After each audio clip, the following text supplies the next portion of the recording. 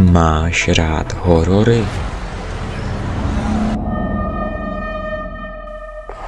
Baví tě, když na věci musíš přijít sám?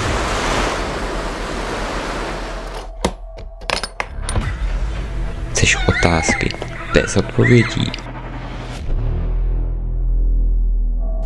Rád se bojíš?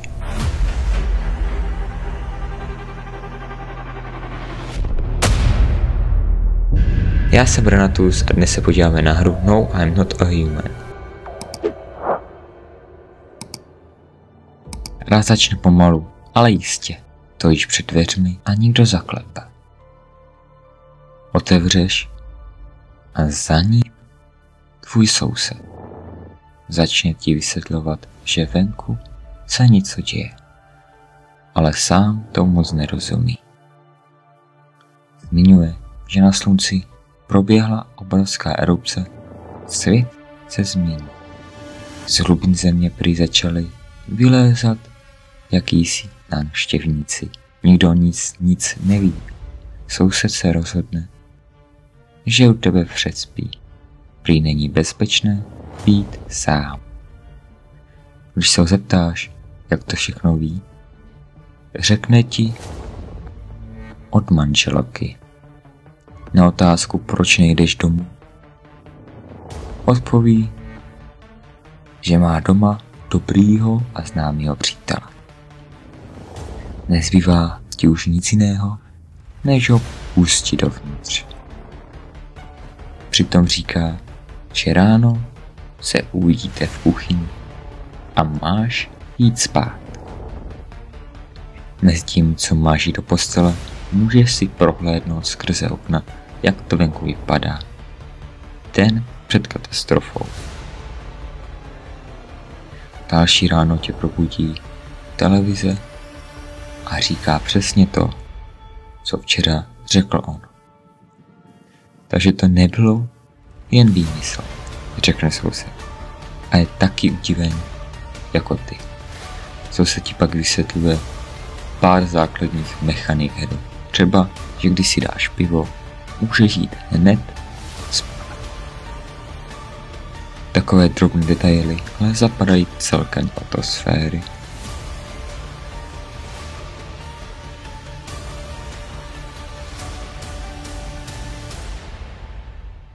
První noc začne a někdo začne klepat na dveře.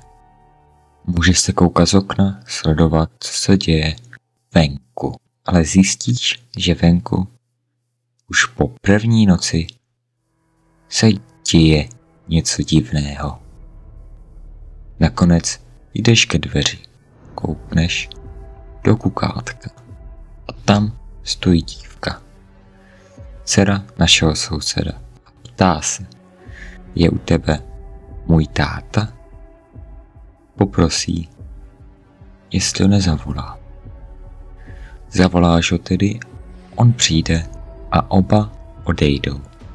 Ale zdá se to jakýsi podezřelé. Od této chvíle je všechno jen na tobě.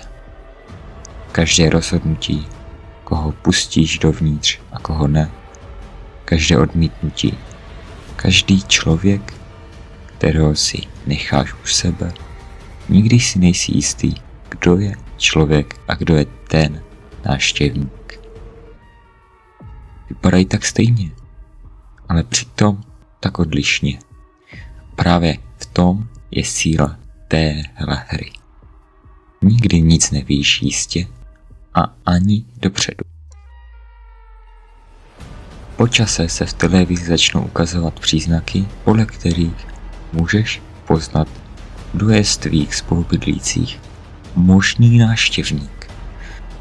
Někteří ti to dávají najevo hned zvláštním chováním, hlasem, pohybem, ale hlavně atmosférou. A jiní, u nich to nepoznáš vůbec. Dokud neuděláš konkrétní testy, co ti poradí v televizi.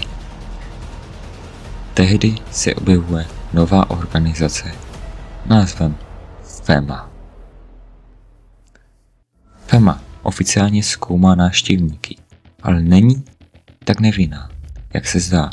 Nejdřív ti vezme člověka s tím, že jen otestují a vrátí se. Jenže už ho nikdy, ale nikdy neuvidíš znova. Máš na výběr spolupracovat anebo odporovat. Ale v obou případech ti stejnak budou brát spolubydlící a bolí to, protože lidi potřebuješ na přežití. Filozofie hry je tak trochu složitější. Tahle hra se tváří jako jednoduchá survival věc, ale ve skutečnosti řešíš morální dilema. Filozofie je to na denní bázi, kdy se člověka stává monstrum. Jsou návštěvníci nepešliví? Poznám to vůbec? Hodně otázek, málo odpovědí. Hra ti neřekne přímo, jak to dělat. Musíš na všechno přijít sám tím, že budeš odvozovat, sledovat, přemýšlet. A čím víc hraješ, tím víc tě to nutí tvořit si vlastní teorie či konspirace. O tom, co v tomto prokletém světě se vlastně děje. To je zároveň skvělý na této hře. Nikdy nic nevíš. Po čase se po městě začne objevovat tak trochu šílenec. Tvrdí, že zabíjí jenom návštěvníky, ale něco je na něm divný. A nesedí ti to. Hledá prý malou holčičku. Ale ty časem přijdeš na to, že vlastně hledá dceru tvého souseda. Vysvětluje ti hodně, ale nedává to přímo najevo.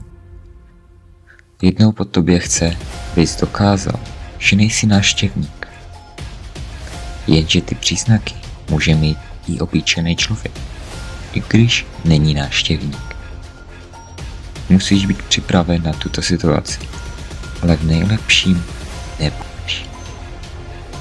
Do toho vznikají kulty či nové náboženství, uctívajíc návštěvníky nebo samotné slunce. Zvou tě k sobě, slibují ochranu, když odmítneš, začnou vyhrožovat a někteří se jenom naštvou a odejdou. A ty jen sedíš doma a přemýšlíš, komu se dá sakra vlastně věřit. Hra má až 10 různých konců a musíš být na ně připraven. Například ending s Femou, nazývaný taky Vítej ve Femě, získáš, když budeš loajální a nápomocní organizaci. Budeš jim odvádět lidi, vdávat se na témata jako mám si pořtit hazmat oblek a td. Další z endingů se nazývá Ano, jsem sám. Dostaneš tento ending tak, že přiznáš návštěvníkovi, že jsi opravdu sám. Na to ti řekne výborně a pak vykopne dveře a zabije tě. Technická stránka hry na neštěstí běží i na slabších počítačech. Grafika těnoodrovná, ale když se spojí se zvukem, tichými efekty a tou hudbou, najednou ti dojde, že ta jednoduchost má něco do sebe. Tady se hraje na atmosféru, ne na grafiku. Závěrem je, není to jak PT od Kojimy.